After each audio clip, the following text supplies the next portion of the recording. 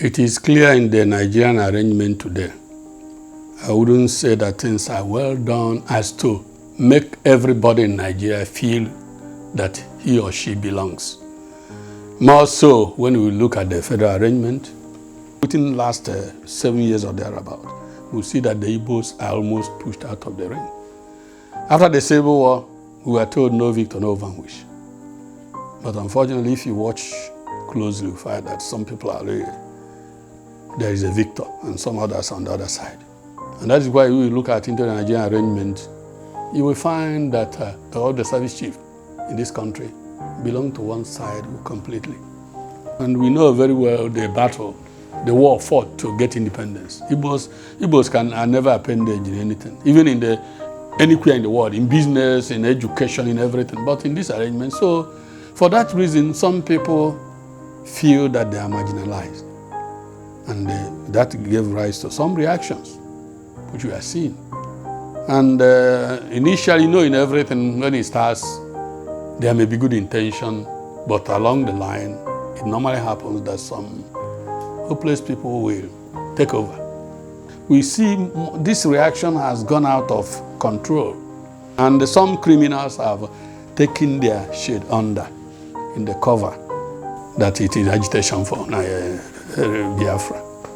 I know very well that our people are not good at killing people. They can do so many things to get what they want, but to kill is not really part of our tradition. But now I see people, this is known gunmen and known gunmen and the rest of them. And we are much more concerned because it looks like the whole thing is coming up more within our own environment. I mean, Igbo land and more in Anambra State and the rest, especially because we thank God that just in November 6 last year, we had elections in Anambra State, and it was free, fair, and credible. Everything went well, even though before that election, it was like there was another war. And eventually, Professor Charles Chukwuma Soludo emerged as the candidate, the person to rule Anambra State. And I believe everybody who is reasonable enough will agree with us and agree with me that he looks credible and they can really do something. This issue of, I call it terrorist attack because there is no way you can explain it. Say you're agitating for independence and the rest, and you decide to camp inside the bush or forest and start to attack people, innocent people who are going on, because you can only go and attack your enemy. Somebody who is moving on his own, you attack and kill, rob, and do so many things. Even without asking, who are you? The person is shot down. I know just a few days ago, the governor came up at the Women Development Center with all the traditional rulers in the southeast of Nigeria, with all the clergy, with all the PGs, saying that is no longer proper to kill our people.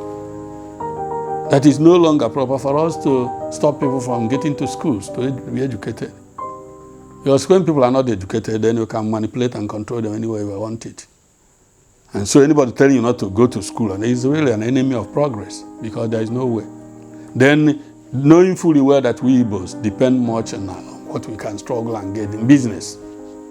No school on Monday, no business on Monday, sit at home doing what?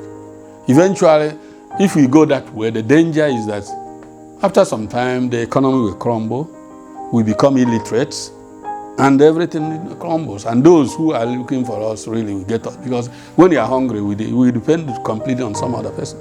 And you will be able to do whatever the person says. And when you are ignorant, you don't even know your right from your left. So these are the things we must take out. So I'm thinking that those who are really doing, they are not helping matters.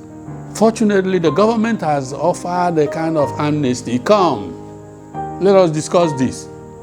What is your problem? If it will give you what you start doing, but you say no. They went into some of these hideouts. 85% of the people seen there were from outside Anambra State, but they are here operating. Another 15% we are from other states, but none from Anambra itself. So you want to look at this, who is fooling who? Because some people do business, because all these are robberies now, our market shops here and there.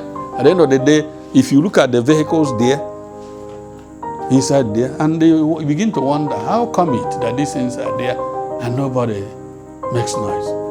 Well, I believe the truth is because, in our situation, like I say, if you see something, say something, do something. But sometimes you say, nobody reacts properly, and you become a target.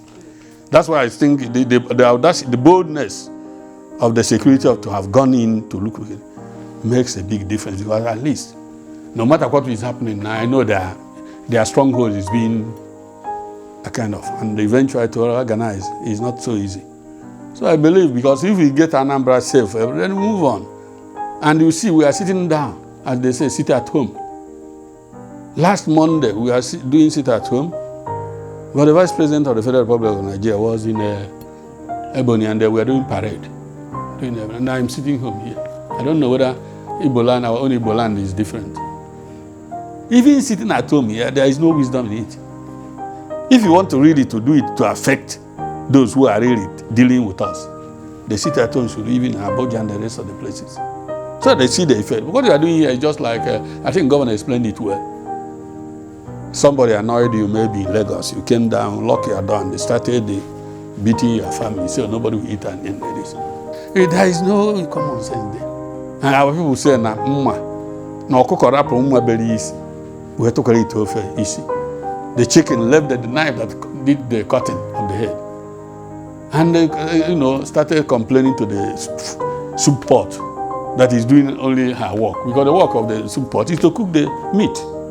So the problem is with the killer.